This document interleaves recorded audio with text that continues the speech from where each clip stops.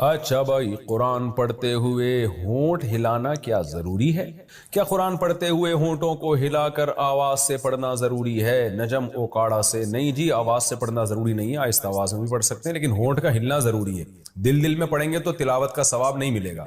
ہم نے دیکھا بعض لوگ نماز میں ایسے کھڑے ہوتے ہیں بالکل یوں، ان سے پوچھو بھائی آپ ثنا پڑھی، آپ نے سورہ فاتحہ پڑھی، قل هو اللہ پڑھی، رکوع کی تسبیح یہ پڑھی؟ کہنے ہاں پڑھی ہے۔ تو پڑھی ہے تو منہ کیوں نہیں ہل رہا تھا؟ تو ظاہر ہے وہ دل دل میں پڑھ رہے تھے، اس سے نماز نہیں ہوتی۔ تو جو پروننسیشن ہے یا جو تلفظ ہے وہ تو پورا پراپر طریقے سے ادا ہونا چاہیے نا، تو وہی ادا نہیں ہو رہا، دل دل میں پڑھ رہے ہیں، تو پھر تلاوت کا ثواب بھی نہیں ملتا اور پھر نماز بھی نہیں ہوتی۔ ہاں امام کے پیچھے کھڑے ہوں تو وہ تو حدیث میں آتا ہے امام کی تلاوت مقتدی کے لیے کافی ہے، لیکن اس میں بھی رکوع سجود کی تسبیحات یا تحیات تو پڑھیں گے نا، وہ منہ بند کر کے کیسے پڑھ رہا ہے بندہ، سمجھ سے بالا تر ہے۔ تو آہستہ آواز سے پڑھیں لیکن تلفظ پورا ادا ہو، آواز نکلنا ضروری نہیں ہے۔ کیا ایک دن میں قرآن ختم کر سکتے ہیں؟ دانیال میرپور خاص سے۔ دیکھیں صحیح احادیث میں اس کی ممانعت ہے، 3 دن میں قرآن ختم کرنے کی، 7 دن میں قرآن ختم کرنے کی، 1 دن میں قرآن ختم کرنے کی ممانعت ہے۔ تو اس سے آج ہمارے ہاں بعض لوگ، بعض اسکالرز جو ہیں، چونکہ وہ فقہ اور تو پڑھا ہوا نہیں ہوتا، انہوں نے پراپر وے میں علم حاصل نہیں کیا ہوتا، تو بس جب بھی ان کو کوئی بتایا جائے کہ فلاں بزرگ 3 دن میں قرآن ختم کر لیتے ہیں تو فوراً فتویٰ لگا دیتے ہیں کہ حدیث میں تو مخالفت ہے، ممانعت ہے، اور یہ 3 دن میں قرآن ختم کر رہے ہیں۔ تو خوب سمجھ لیں، صحابہ، تابعین، تبع تابعین، محدثین میں بہت سارے حضرات، امام شافعی رحمہ اللہ، حضرت عثمان رضی اللہ عنہ، ان بہت سارے حضرات سے، امام ابو حنیفہ رحمۃ اللہ علیہ، ان سب سے ثابت ہے کہ بعض ایک رات میں قرآن ختم کر لیا کرتے تھے، اور رمضان میں تو بہت زیادہ یہ لوگ تلاوت کیا کرتے تھے۔ تو کسی بھی حدیث کا مفہوم جو ہے وہ محققین سے پوچھا جائے گا، تو محققین کہتے ہیں کہ اس حدیث کا مفہوم یہ ہے کہ عام طور پر 3 دن میں یا 1 دن میں قرآن جو ختم کرتا ہے وہ انتہائی اسپیڈ کے ساتھ کرتا ہے، قرآن کو سمجھتا نہیں ہے، قرآن کا حق ادا نہیں کرتا، اس لیے نبی صلی اللہ علیہ وسلم نے منع فرمایا۔ تو عام لوگوں کا یہی حکم ہے، لیکن بعض لوگوں کو اللہ نے غیر معمولی صلاحیت دی ہوتی ہے، جیسے حضرت عثمان رضی اللہ تعالیٰ عنہ کے بارے میں حضرت عمر نے ایک دفعہ آپ کی طرف اشارہ کر کے فرمایا کہ مجھے اس شخص سے محبت کیوں نہ ہو، یہ وتر کی 1 رکعت میں پورا قرآن ختم کر دیتے ہیں، یعنی 3 رکعت وتر میں سے جو 1 رکعت ہے نا، اس میں پورا قرآن ختم کر دیتے ہیں حجر اسود کے سامنے کھڑے ہو کر۔ تو ایسے بہت سارے واقعات ہیں اسلاف کے، تو حضرت عمر نے تو نہیں فرمایا کہ غلط کرتے ہیں، یا اور اس طرح کے، خود امام بخاری سے ایسی ان کی عبادت کی کثرت منقول ہے۔ تو بعض لوگوں کو اللہ تعالیٰ نے غیر معمولی صلاحیت دی ہے، وہ 1 رات میں بھی سمجھ کے قرآن ختم کر لیتے ہیں، وہ 1 دن میں بھی قرآن کو سمجھ کے ختم کر لیتے ہیں، ان کے اندر غیر معمولی صلاحیت ہو، تو ان لوگوں کے لیے یہ حدیث نہیں ہے۔ اور بعض لوگوں کے طور پر بطور کرامت کے اللہ تعالیٰ وقت کو لمبا کر دیتے ہیں، ایسے بھی بزرگوں کے بہت واقعات ہیں کہ کرامت کے طور پر اللہ نے ان کے 1 دن کو لمبا کر دیا۔ تو کرامت اللہ کی ایک قدرت ہے، اللہ تعالیٰ کسی کے حق میں بھی کچھ بھی کر سکتے ہیں۔ تو بہت سارے یہ واقعات مستند ذرائع سے ثابت ہیں، اس لیے عام لوگوں کے لیے تو یہی حکم ہے کہ اتنی اسپیڈ میں نہ پڑھیں، وہ کہ سمجھ ہی نہ آئے کیا کر رہے ہیں، اور پھر دماغ بھی انسان کا خراب ہونے لگتا ہے اس سے۔ تو عام لوگوں کے لیے یہی حکم ہے، لیکن اللہ نے کسی کو غیر معمولی صلاحیت دی ہو، قرآن سے غیر معمولی محبت ہو اس کو، تو پھر اس کے لیے جائز ہے۔ اور بعض دفعہ حافظ قرآن کو قرآن دہرانے کے لیے، یاد کرنے کے لیے بہت زیادہ پڑھنا پڑتا ہے، تو رٹا لگانے کے لیے پڑھنا پڑتا ہے۔ اللہ تعالیٰ میرے والد صاحب کی مغفرت فرمائے، وہ بتایا کرتے تھے کہ جب وہ جہاز پہ ہوتے تھے، پاکستان نیوی میں تھے، وہ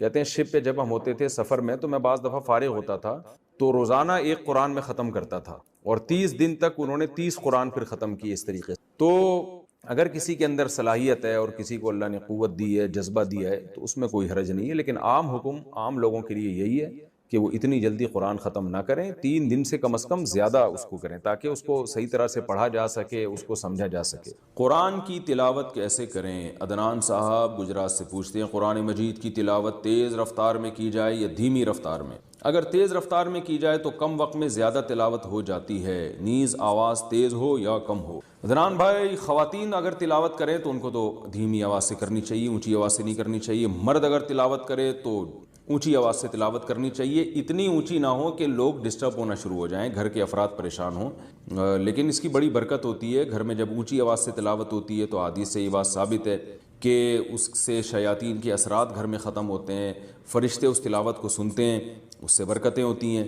اور ویسے بھی ہمیں یاد ہے ہمارے والد صاحب جب شام کو آیا کرتے تھے گھر میں ڈیوٹی سے، تو نہا دھو کے بیٹھ کے تلاوت کرتے تھے اونچی آواز سے، تو گھر میں ایک بڑی برکت سی محسوس ہوتی تھی. ان کے انتقال کے بعد وہ تلاوت کی آواز ہمیں نہیں آتی تھی, ایک کمی محسوس ہوتی تھی. تو گھر کا سربراہ گھر میں بیٹھ کے اگر اونچی آواز سے تلاوت کرے تو اس کی اور ہی الگ برکت ہوتی ہے. لیکن اس میں یہ بات بہرحال ضروری ہے کہ گھر کے افراد کو تکلیف نہ ہو. ایسا نہ ہو کوئی بچہ آپ کا پڑھ رہا ہے, اسٹڈی کر رہا ہے, اس کا صبح ایگزام ہے اور آپ اس کو تلاوت سنا رہے ہیں, تو وہ بعض دفعہ پھر پریشانی کا سبب بنتی ہے یہ چیز.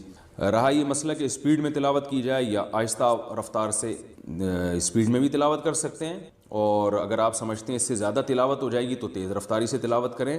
لیکن تیز رفتاری کی ایک حد ہے, اتنی رفتار کے الفاظ سمجھ میں نہ آئیں. کوئی سن رہا ہو تو اس کے سمجھ میں ہی نہ آئے کہ آپ کیا کہہ رہے ہیں, یا عالمون تعلمون کے علاوہ کوئی سمجھ میں نہ آ رہا ہو, تو پھر یہ اتنی اسپیڈ جائز نہیں. تو رفتار میں بھی تلاوت کی جا سکتی ہے, بلکہ کرنی چاہیے تاکہ زیادہ سے زیادہ تلاوت ہو سکے, اور اس رفتار میں تجوید کے قواعد کا خیال کرنا چاہیے. ہاں اگر سمجھ کے قرآن پڑھ رہے ہیں, آپ کو عربی آتی ہے ماشاءاللہ, تو پھر اتنی اسپیڈ ہو کہ آپ کو یہ پتہ بھی چلے کہ آپ یعنی مفہوم کی طرف بھی آپ کی توجہ ہو. تو اتنی زیادہ اسپیڈ کر لینا کہ مفہوم ہی سمجھ میں نہ آ رہا ہو آپ کے, تو بھی غلط ہے. تو اگر قرآن سمجھ کے پڑھیں گے تو پھر اتنی رفتار ہونی چاہیے کہ آپ کو ایک ایک آیت پہ غور کرنے کا موقع ملے. نماز کے ممنوع اوقات کون کون سے ہیں؟ نفل نماز کے ممنوع اوقات کون کون سے ہیں؟ طاہر انصاری فرانس سے. دیکھیں نماز کے جو ممنوع اوقات ہیں, ایک تو یہ ہے کہ سورج کا ذرا سا کنارہ نکل جائے, یعنی جب فجر کی نماز قضا ہوتی ہے نا, جس ٹائم پہ سورج ذرا سا نکل جائے تو اب مکروہ وقت شروع ہو, جب تک کہ وہ ایک نیزے تک نہیں پہنچ جاتا, یعنی اس اتنا بلند نہ ہو جائے کہ اس کی میں جو ہے نا تھوڑی سی چمک پیدا ہو جائے. جو پاکستان اور ہندوستان میں تقریباً 15 سے 20 منٹ کا ٹائم ہوتا ہے, اور دوسرے ملکوں میں زیادہ بھی ہو سکتا ہے, ناروے میں ہو سکتا ہے بہت ہی زیادہ ہو, لیکن وہاں کے حکام الگ ہیں. تو یعنی سورج میں تھوڑی سی تیزی پیدا ہو جائے تو اس وقت پھر آپ نماز پڑھ سکتے. دوسرا مکروہ وقت ہے جب سورج بالکل سر پہ پہنچ جائے, جس کو زوال کا وقت کہتے ہیں, تو یہ تقریباً 10 منٹ کا ہے. یعنی اگر ٹائم لکھا ہے نا زوال کا وقت 12:30, تو سمجھ لیں کہ 12:25 سے 12:35 تک مکروہ وقت ہے, یعنی 5 منٹ پہلے اور 5 منٹ بعد میں. اور جب سورج غروب ہونے لگتا ہے, تو جب غروب ہونے کے قریب پہنچ جائے گا, یعنی غروب ہونے سے ہندوستان پاکستان میں تقریباً 15 سے 20 منٹ پہلے, جب اس میں کی تیزی میں کمی پیدا ہو جائے, یعنی سورج کی چمک باقی نہ رہے, تو غروب ہونے سے 15-20 منٹ پہلے تک یہ ایسا ہوتا ہے, تو اس وقت بھی مکروہ وقت شروع ہو جاتا ہے. اس وقت بھی کوئی نماز نہیں پڑھ سکتے جب تک سورج مکمل غروب نہ ہو جائے. البتہ اس دن کی عصر اگر نہ پڑی ہو تو پھر پڑھیں گے آپ, کیونکہ عصر کا وقت باقی رہتا ہے. اگرچہ مکروہ ہے عصر کو اتنی دیر تک تاخیر کرنا, گناہ ہے, لیکن بہرحال وہ والی عصر آپ کو پڑھنی پڑے گی اس دن کی, اس کے علاوہ کوئی نماز نہیں. تو یہ 3 اوقات مکروہ ہیں, اس کے علاوہ کوئی وقت مکروہ نہیں. زوال کے وقت قرآن پڑھنا, کیا زوال کے وقت قرآن پڑھ سکتے ہیں؟ زیبا گل لندن سے. جی ہاں پڑھ سکتے ہیں.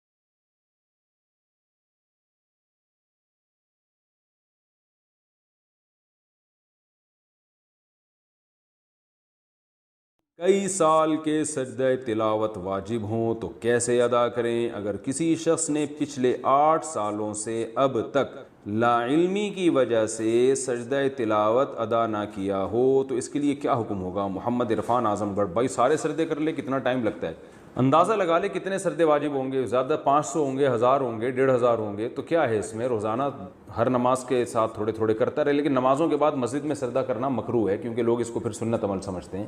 تو گھر میں آپ روزانہ کر لیں, 10 کر لیں, 20 کر لیں, 30 کر لیں, اور ڈائری میں نوٹ کرتے چلے جائیں. سجدے میں زمین سے کتنا سر لگائیں؟ سجدے میں سر کو زمین سے کتنا لگائیں تو سجدہ ادا ہو جاتا ہے؟ کیا زور سے لگانا ضروری ہے یا آرام سے لگانے سے بھی سجدہ ادا ہو جائے گا؟ خرم شہزاد انڈیا سے. اتنا لگائیں کہ زمین کی تھوڑی سی سختی محسوس. بس زیادہ زور دباؤ ڈالنا ضروری نہیں ہے. بعض لوگوں نے ہلکا سا رکھا ہوا ہوتا ہے, بس ہلکا سا ٹچ کر رہے ہوتے ہیں, تو یہ صحیح نہیں ہے, خلاف سنت ہے.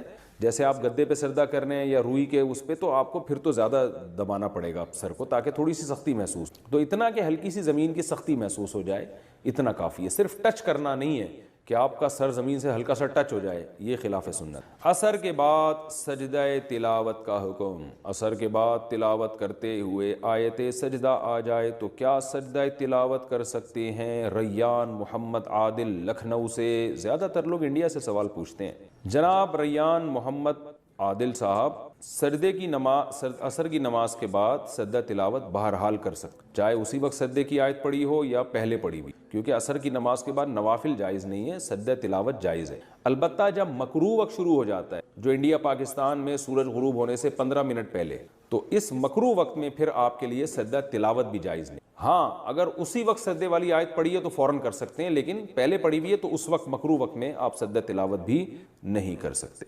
نماز میں سجدہ تلاوت کے بعد قراءت کیسے شروع کریں؟ کیا نماز میں سجدہ تلاوت سے اٹھنے کے بعد تسمیہ پڑھ کر تلاوت شروع کریں گے یا بغیر تسمیہ پڑھے؟ آمنہ صاحبہ, سجدہ تلاوت جب نماز میں کرتے ہیں نا, تو اٹھنے کے بعد بغیر بسم اللہ کے جہاں سے چھوڑا ہے وہیں سے شروع کر دیں. البتہ اگر کوئی نئی سورت شروع ہو رہی ہے تو پھر بسم اللہ پڑھنی چاہیے. فجر سے پہلے نوافل پڑھ سکتے ہیں. فجر کی نماز کے بعد کوئی نفل نہیں پڑھ سکتے, صرف قضا نماز پڑھ سکتے ہیں. لیکن کیا فجر کا وقت داخل ہونے کے بعد فجر کی نماز سے پہلے کوئی نفل پڑھ سکتے ہیں, جیسے تحیۃ الوضو وغیرہ؟ امت اللہ صاحبہ شکارپور سے. دیکھیے, تہجد کا وقت جب ختم ہوتا ہے تو پھر اشراق تک رسول اللہ صلی اللہ علیہ وسلم سے صرف فجر کی 2 سنتیں اور 2 فرض پڑھنا ثابت. حالانکہ آپ صلی اللہ علیہ وسلم نوافل پر, نماز پہ بہت حریص تھے. تو اس سے علماء نے استدلال کیا کہ نبی اتنے زیادہ نماز پہ حریص ہونے کے باوجود, اتنا زیادہ آپ کو نماز کا شوق تھا, اس کے باوجود آپ صلی اللہ علیہ وسلم نے صرف 2 سنتیں اور 2 فرض پڑھی ہیں.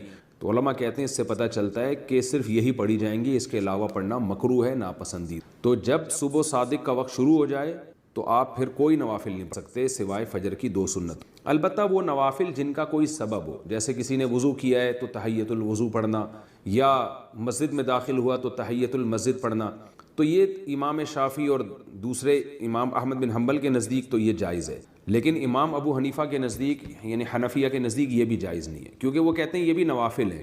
تو یہ جو حدیث میں آتا ہے جب تم میں سے کوئی مسجد میں داخل ہو تو بیٹھنے سے پہلے 2 رکعت پڑھے, یا وضو کرے تو 2 رکعت پڑھے, تو یہ جو حدیث میں آتا ہے وہ کہتے ہیں اس سے وہ اوقات مراد ہیں جن میں نوافل پڑھنا مکروہ نہیں ہے. تو چونکہ فجر کی 2 سنتوں کے علاوہ نبی سے اور کچھ نماز ثابت نہیں ہے, تو اس لیے نہ اس میں تحیۃ المسجد پڑھی جائے گی, نہ تحیۃ الوضو حنفیہ کے نزدیک, اور عرب علماء کے نزدیک پڑھی جائے گی. تو اس لیے کہا جاتا ہے کہ ایک فقہ کو فالو کریں اور پھر سارے اسی کے مسائل پر عمل کریں, اور دوسرے پر طنز و تشنیع نہ کریں.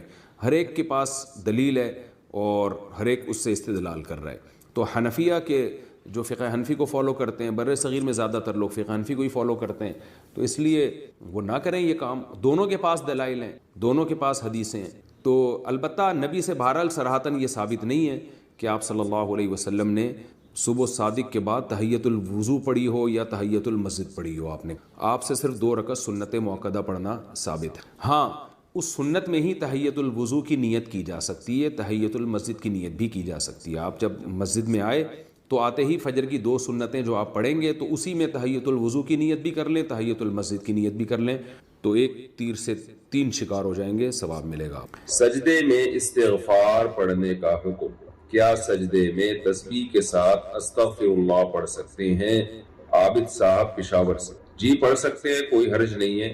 نبی صلی اللہ علیہ وسلم نے فرمایا سب سے زیادہ انسان سجدے میں اللہ کے قریب ہوتا ہے, لہذا اس میں دعا کیا کرو. تو اس لیے سجدے میں کوئی بھی دعا مانگی جا سکتی ہے, لیکن وہ دعائیں جو کلام الناس کے مشابہ نہ ہو, عام لوگوں کے کلام کے مشابہ نہ ہو. پتہ چلا آپ سجدے میں جا کے آپ نے اللہ تعالیٰ سے گاڑیاں مانگنا شروع کر دی, اللہ تعالیٰ سے کہ آپ کا رشتہ اٹکا ہوا تھا وہ مانگنا شروع کر دیا آپ نے, کہ اللہ لڑکی کے ابا راضی ہو جائیں, لڑکے کے ابا راضی ہو جائیں, یہ چیزیں آپ نے. تو یہ لوگوں کے کلام جہاں مشابہت ہوگی نا, وہ چیز نماز میں جائز نہیں. تو ہاں, اس لیے یعنی الفاظ وہی الفاظ جو قرآن و سنت سے ثابت ہیں, وہ الفاظ سے دعا مانگ سکتے ہیں اور استغفار بھی. البتہ بہتر یہ ہے کہ فرض نماز کے سجدے میں سبحان ربی الاعلیٰ ہی پڑھا جائے, اس کے علاوہ کچھ نہ پڑھا جائے, بہتر یہی ہے. جمعہ میں کندھے پھلانگ کر جانا۔ جمعے کے دن سے متعلق یہ بات کہی جاتی ہے کہ مسجد میں کسی کو پھلانگ کر آگے نہیں جانا چاہیے۔ اگر اگلی صفوں میں جگہ خالی ہو تو اسے کیسے پر کریں؟ عبید احمد انڈیا سے۔ جی حدیث میں صراحتاً اس سے منع کیا گیا ہے، اور خاص طور پر جمعے کی نماز کے بارے میں منع کیا گیا ہے کہ لوگوں کے کندھے پھلانگ کے آگے مت جائے انسان۔ تو اور اس حدیث کا مطلب یہ ہے کہ جس نے اگلی صف میں جگہ لینی ہے اسے چاہیے کہ پہلے سے ہی آگے بیٹھ جائے، تو تاکہ کندھے پھلانگنے کی نوبت نہ آئے۔ پھر بھی اگر اگلی صف میں جگہ خالی اور پیچھے والے لوگ آگے جانے کے لیے تیار ہی نہ ہو رہے ہو تو کندھے پھر بھی نہیں پھلانگنے چاہیے، کیونکہ یہ حدیث میں منصوص ہے، بالکل ممانعت ہے۔ تو ہونا یہ چاہیے کہ دو آدمیوں کے کندھوں پہ ہاتھ رکھیں، ان کو ذرا عزت کے ساتھ کہہ دیں بھائی تھوڑا سا سائڈ پہ ہو جائے تاکہ مجھے گزرنے کی جگہ مل جائے۔ میرا خیال ہے اتنا ڈھیٹ کوئی نہیں ہوتا کہ پھر بھی جگہ نہ دے، پھر تو جگہ دے ہی دیتے ہیں، تو اتنا کافی ہے، آپ اس کو تھوڑا سا اشارہ کر دیں، تھوڑا کندھوں پہ ہاتھ رکھ دیں، لوگ جگہ دے دیتے ہیں اور اس سے پھر آپ آگے نکل جائیں، پھلانگے نہیں کرتے۔ سجدہ تلاوت کے بعد سلام پھیرنا۔ اگر سجدہ تلاوت میں سجدہ سے اٹھنے کے بعد سلام پھیر دیں تو کیا سجدہ سہو لازم ہو جائے، کیا سجدہ سہو ہو جائے گا؟ عبد الرحمن فیصل آباد سے۔ اچھا سجدہ سہو نہیں، سجدہ تلاوت ہو جائے گا۔ سجدہ تلاوت میں سجدہ کرنا لازم ہے، اگر کسی نے سجدہ کر لیا تو سلام پھیرے نہ پھیرے اس سے کوئی فرق نہیں پڑتا، لیکن سلام پھیرنا نہیں چاہیے کیونکہ سلام جو ہے وہ نماز سے نکلنے کے لیے، تو اگر کسی نے پھیر لیا تو بھی ٹھیک ہے، لیکن خلاف سنت ہے، بس آپ سجدہ کریں اور اللہ اکبر کہہ کے اٹھیں۔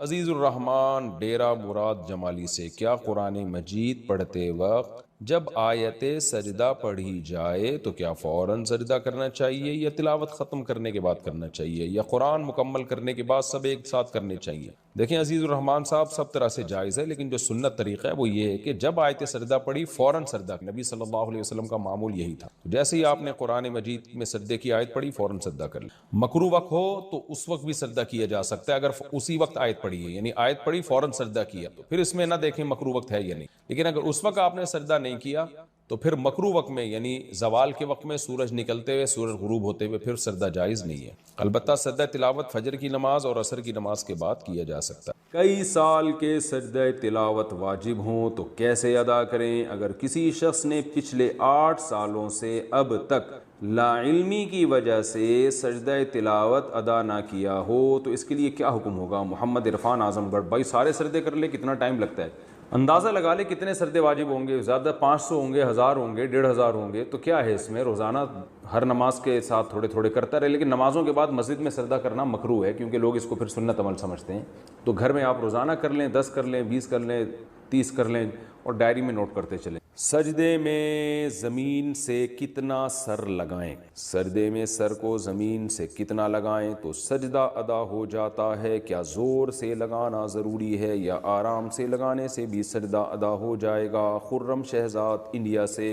اتنا لگائیں کہ زمین کی تھوڑی سی سختی محسوس، بس زیادہ زور دباؤ ڈالنا ضروری نہیں ہے۔ بعض لوگوں نے ہلکا سا رکھا ہوا ہوتا ہے، بس ہلکا سا ٹچ کر رہے ہوتے ہیں، تو یہ صحیح نہیں ہے، خلاف سنت ہے۔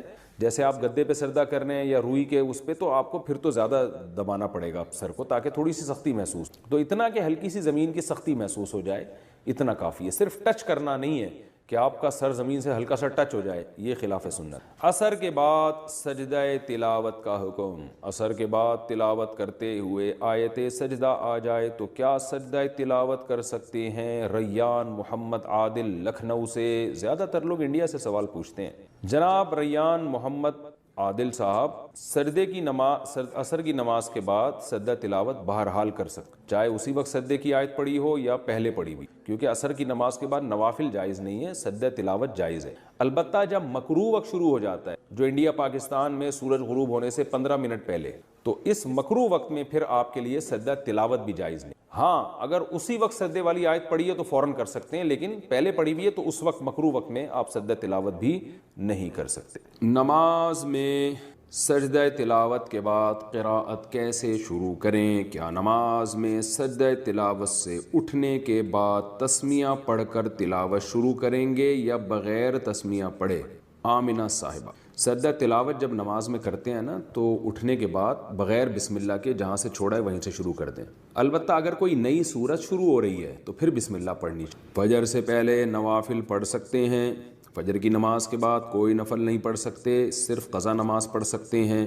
لیکن کیا فجر کا وقت داخل ہونے کے بعد فجر کی نماز سے پہلے کوئی نفل پڑھ سکتے ہیں، جیسے تحیۃ الوضو وغیرہ؟ امت اللہ صاحبہ شکارپور سے۔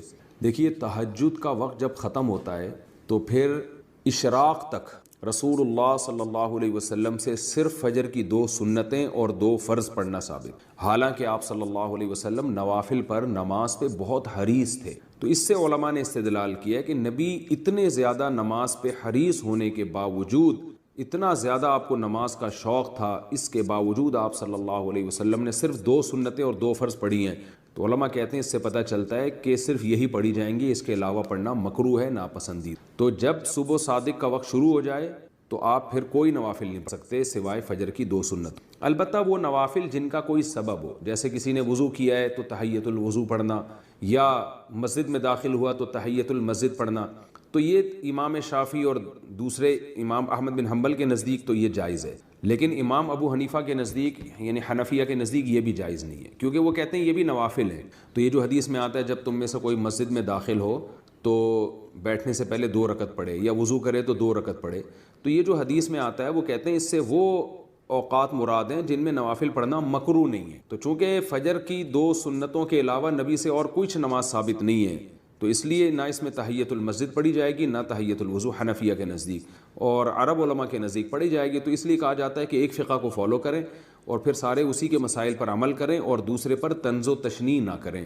ہر ایک کے پاس دلیل ہے اور ہر ایک اس سے استدلال کر رہا ہے۔ تو حنفیہ کے جو فقہ حنفی کو فالو کرتے ہیں، بر صغیر میں زیادہ تر لوگ فقہ حنفی کو ہی فالو کرتے ہیں، تو اس لیے وہ نہ کریں یہ کام۔ دونوں کے پاس دلائل ہیں، دونوں کے پاس حدیثیں ہیں۔ تو البتہ نبی سے بہرحال صراحتاً یہ ثابت نہیں ہے کہ آپ صلی اللہ علیہ وسلم نے صبح صادق کے بعد تحیۃ الوضو پڑھی ہو یا تحیۃ المسجد پڑھی ہو۔ آپ سے صرف 2 رکعت سنت موقدہ پڑھنا ثابت ہے۔ ہاں اس سنت میں ہی تحیۃ الوضو کی نیت کی جا سکتی ہے، تحیۃ المسجد کی نیت بھی کی جا سکتی ہے۔ آپ جب مسجد میں آئے تو آتے ہی فجر کی 2 سنتیں جو آپ پڑھیں گے تو اسی میں تحیۃ الوضو کی نیت بھی کر لیں، تحیۃ المسجد کی نیت بھی کر لیں، تو ایک تیر سے 3 شکار ہو جائیں گے، ثواب ملے۔ سجدہ تلاوت کے بعد سلام پھیرنا، اگر سجدہ تلاوت میں سجدہ سے اٹھنے کے بعد سلام پھیر دیں تو کیا سجدہ سہو لازم ہو جائے، کیا سجدہ سہو ہو جائے گا؟ عبد الرحمن فیصل آباد سے۔ اچھا سجدہ سہو نہیں، سجدہ تلاوت ہو جائے گا۔ سجدہ تلاوت میں سجدہ کرنا لازم ہے، اگر کسی نے سجدہ کر لیا تو سلام پھیرے نہ پھیرے اس سے کوئی فرق نہیں پڑتا، لیکن سلام پھیرنا نہیں چاہیے کیونکہ سلام جو ہے وہ نماز سے نکلنے کے لیے، تو اگر کسی نے پھیر لیا تو بھی ٹھیک ہے، لیکن خلاف سنت ہے، بس آپ سجدہ کریں اور اللہ اکبر کہہ کے اٹھ جائیں۔ سجدہ سہو کا صحیح طریقہ کیا ہے؟ محمد صدام انڈیا سے۔ سجدہ سہو کا صحیح طریقہ بتا دیں بھائی محمد صدام صاحب۔ سجدہ سہو کا صحیح طریقہ یہ ہے کہ اتحیات مکمل پڑھنے کے بعد دائیں طرف السلام علیکم ورحمۃ اللہ سلام پھیریں، اس کے بعد 2 سجدے کریں جیسے نمازوں میں سجدے کیے جاتے ہیں، پھر دوبارہ بیٹھیں، پھر اتحیات پڑھیں، پھر درود شریف دعا پڑھ کے دونوں طرف سلام پھیر لیں۔ اس کے علاوہ بھی سجدہ سہو کے کچھ طریقے حدیث میں وارد ہوئے ہیں، تو جتنے طریقے حدیث میں وارد ہوئے ہیں وہ سارے طریقے جائز ہیں۔ یہ والا طریقہ احناف کے ہاں افضل اور بہتر ہے۔ تو یہ میں اس لیے کہہ رہا ہوں کہ ایک دفعہ میں نے ایسے کلپ ریکارڈ کروا دیا تھا کہ یہ سجدہ سہو کا طریقہ ہے، تو لوگوں نے حدیثیں لکھ لکھ کے بھیجنا شروع کر دی اور مجھ میں ملامت بھی شروع کر دی کہ دوسرا فلاں طریقہ ہے فلاں طریقہ ہے۔ تو کسی کی بات کو سمجھنا چاہیے، میں نے یہ کبھی نہیں کہا کہ وہ دوسرے طریقے ناجائز ہیں، تو اس لیے ان حدیثوں کو ہمارے خلاف آپ حجت کے طور پہ پیش نہیں کر سکتے۔ تو احناف کا یہ مذہب ہے کہ حدیث میں جتنے طریقے سجدہ سہو کے وارد ہوئے سب جائز ہیں. فقہا کا اختلاف افضلیت میں ہے کہ یہ والا افضل ہے یا وہ والا افضل ہے. تو احناف کے ہاں یہ والا طریقہ زیادہ افضل ہے.